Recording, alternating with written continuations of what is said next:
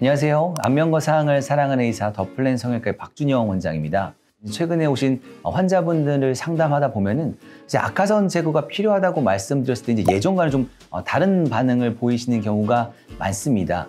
예전에는 이제 그런 방법을 이제 처음 들어보셔서인지 이제 정상적인 기관을 제거한다는 점에 대해서 다소 좀 걱정스러운 시선으로 바라보시는 경우가 많았는데요. 요즘은 이제 원장님 이제 채널을 좀 본 것 같다고 하고 이제 턱 밑에 불룩한 게 있어서 이제 악화선 같다고 생각을 했는데 저도 떼야 되는 경우군요라고 이제 말씀해 주시는 분들이 점점 많아지고는 있습니다. 사실 이런 분들이 이제 대부분 이제 수술 전에 이제 턱 밑이 불룩하게 튀어나와 있고 이제 나이가 좀 드시면서 점점 더 커져 보인다든지 아니면 윤곽 수술을 했거나 이제 심한 체중 감소 이후에도 턱 밑이 여전히 불룩해서 선명한 턱선이 생기지 않는다는 등의 고민을 이미 가지고 계셨습니다. 안타깝게도 이제 아직까지 이 부위를 이제 지방으로 오해하시거나 혹은 제거 방법 자체를 잘 모르는 병원에 가셔서 이제 턱 밑 지방 흡입을 권유받거나 악화선 제거가 매우 위험한 수술이면 제거 후에 여러 가지 부작용이 생긴다는 이야기를 듣고 이제 결국 포기한 채 이제 안면거상만을 받으시는 경우가 좀 많았습니다.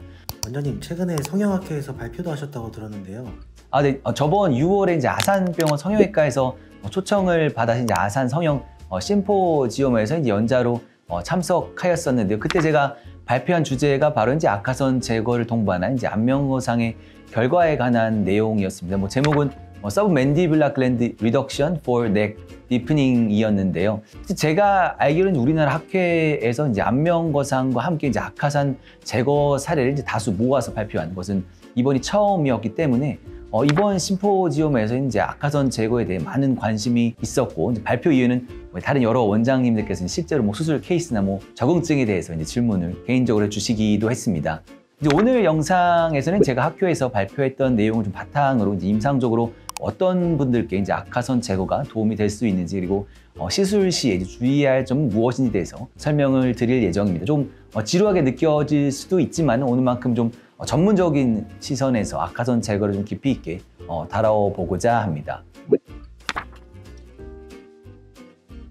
침샘을 제거한다고 말씀드리면 이제 얼굴에 침샘이 하나뿐인데 이제 그걸 제거해버리면 침이 안 나오는 거 아닌가요? 라고 이제 걱정하시는 분들이 계십니다. 하지만 우리 얼굴에는 세 가지 종류의 이제 침샘이 있는데요. 첫 번째는 이제 볼거리에 걸렸을 때 이제 부어오르는 귀 아래에 있는 이제 이하선, 두 번째는 혀 아래쪽에 있는 설하선, 마지막 이제 안면거상 수술 시에 이제 제거할 수 있는 턱 라인 아래쪽에 위치한 이제 악화선입니다. 물론 이하선과 이제 설하선은 미용 목적의 수술은 거의 제거하지는 않지만은 이제 악화선은 해부학적으로 비교적 표층에 위치해 있고 안면거상 수술 시에 이제 박리되는 부위와 겹치면서 이제 얼굴 윤곽 특히 턱선의 실루엣에 직접적인 영향을 주는 위치에 있기 때문에 이제 미용적인 관점에서 접근이 가능한 이제 유일한 침샘이라고 할 수 있습니다. 이제 악화선은 이제 안면신경과는 거리가 약간 멀기 때문에 이제 안면거상 수술 중에 악화선을 제거하더라도 안면신경 손상의 위험성을 높이지는 않습니다.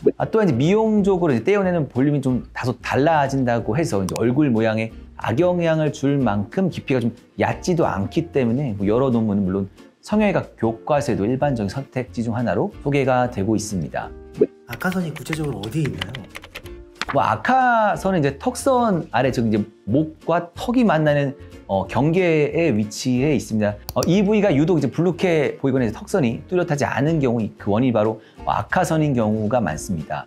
이제 악화선의 위치를 직접 확인해 보시려면 턱을 이제 위로 들어 올린 상태에서 고개를 좀 좌우로 돌려 보시면 되는데 이제 턱선 아래 그리고 목젖 바깥쪽 위쪽에 이제 미세한 약간의 불룩함이 관찰될 수가 있습니다. 사이즈가 작은 경우에는 겉으로 잘 드러나지는 않지만은 비교적 큰 분들은 손으로 만졌을 때 테두리가 느껴질 정도이면 크기는 작게는 대추만 하고 크기는 밤송이 정도의 크기를 갖는 경우가 많습니다.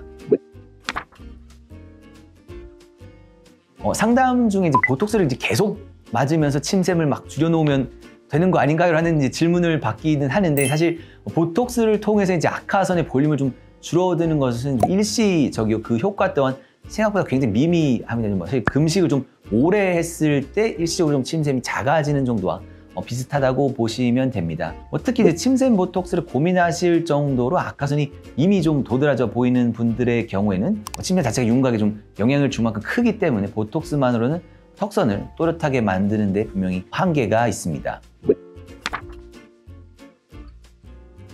안면 거상 시 악화선 제거를 하기 용이한 이유는 이제 딥플레인 테크닉을 통해서 스마스층을 박리에 들어가는 안면 거상 과정 중 똑같은 플레인을 통해서 이제 진행이 되는 수술이기 때문에 뭐 절개를 추가적으로 더 한다든가 뭐 박리 범위를 더 넓히는 조작이 전혀 필요하지 않습니다. 이제 그런 측면에서 이제 안면 거상을 진행하는 시점이 이제 악화선 제거를 할 수 있는 해부학적으로 가장 안전하고 효과적인 타이밍이라고 볼 수가 있습니다.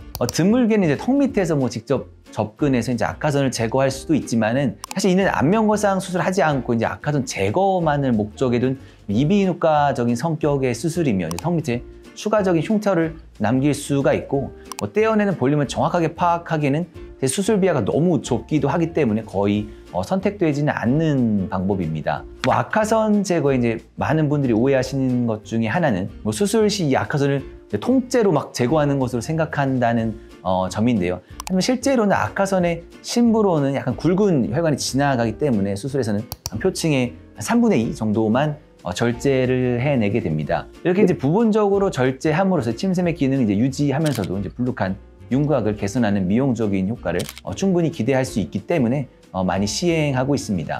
저는 사실 좀 비교해 보시면 이제 마른 체형임에도 이제 턱 밑에 두드러지게 좀 튀어나와 있는 부분이 이제 악화선을 제거함으로써 턱선이 더욱 깊어지는 것을 사진을 확인하실 수가 있습니다.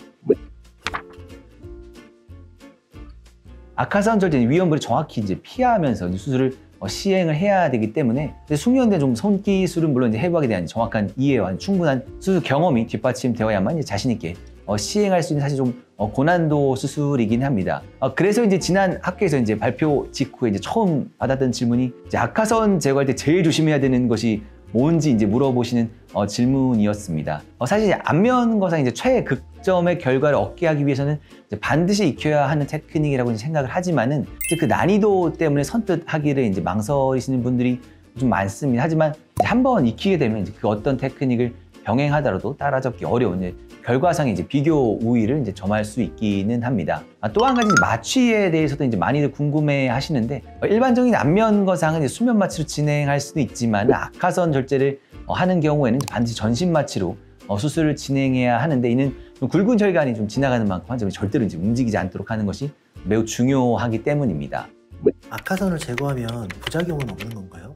이제 악화선 제거에 대해 이제 걱정하시는 분들이 가장 많이 하시는 말씀 중에 하나는 이제 면역에 문제가 좀 생기다든가 아니면 침샘을 때문에 침이 말아서 막 구취가 생긴다는 뭐 이야기입니다. 사실 이런 의견은 사실 의학적인 것과 전혀 없는 이야기이고 이제 악화선 제거를 하지 못하는 병원에서 아마 기술적인 부족함을 좀 커버하기 위해서 이제 환자분들의 선택지를 좀 없애기 위함일 뿐인 것 같습니다. 할 줄 아는 사람이 이제 하지 말라고 하는 것과 이제 할 줄 모르는 사람이 이걸 하지 말라고 하는 것은 이제 분명 다르고 상담을 받으시는 병원에서 이제 악화선 제거는 무조건 위험하니까 하지 마세요라는 말을 들으셨다면 이제 그 병원에서 실제로 악화선 절제 수술을 해본 적이 있는지 혹은 수술 결과를 직접 보여줄 수 있는지 확인해 보시는 것도 좋은 방법이 될 것 같습니다.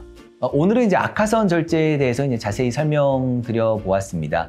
이제 이 수술은 이제 고난도인 만큼 술자의 이제 해부학적 이해와 손기술이 매우 중요하며 이를 둘러싼 다양한 오해나 때로는 일부 병원들의 이제 시기 어린 시선이 존재하는 것도 잘 알고 있습니다. 하지만 정확한 해부학적 지식을 바탕으로 이제 안전하게 시행된다면 악화선 절제는 필요한 경우 안면과상 함께 고려해 볼 수 있는 매우 효과적인 옵션이 될 수 있습니다. 오늘 주제와 관련하여 추가적으로 궁금하신 부분들은 댓글이나 병원으로 문의 주시면 친절하게 상담 도와드리겠습니다. 지금까지 안면과상을 사랑하는 의사 더플랜 성형외과의 박준영 원장이었습니다. 감사합니다.